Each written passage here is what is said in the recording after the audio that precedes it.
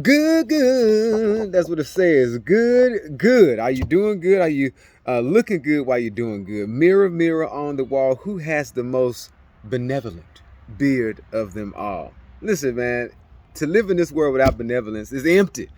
But to be a bearded man and do it, sometimes you get a little bit extra because you look good while you're doing it. So they wanted to know what charity or like how, you kind of look good while making other people feel good, man. I've been working with the vets in VA housing for about 3 years now.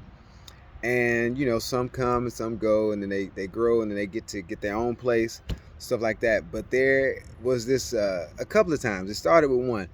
But Mr. Lewis, Mr. Lewis was there. He was feeling rough, and if you're not familiar with vets, or the VA, first of all, you got to love our military, you got to love our armed forces. But when they come back, sometimes they're not always all there, and half of that has to do with how you look.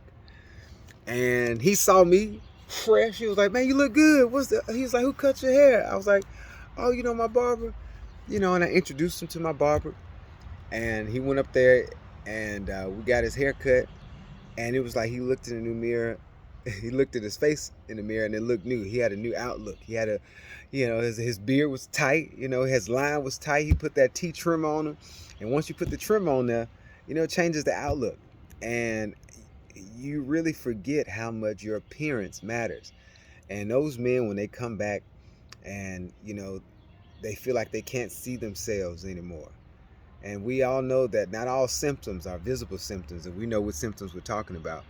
But when it comes to those men and those individuals that come back and they really need it, like being able to see who you are and see who you could be and see the better version of yourself really helps. So that's how we like to be benevolent out here. That's how I'm trying to make the world a beardier place. I'm the good Reverend Dr. E. Everson Bevel, and thanks for listening. I hope you can make the world a beardier place too.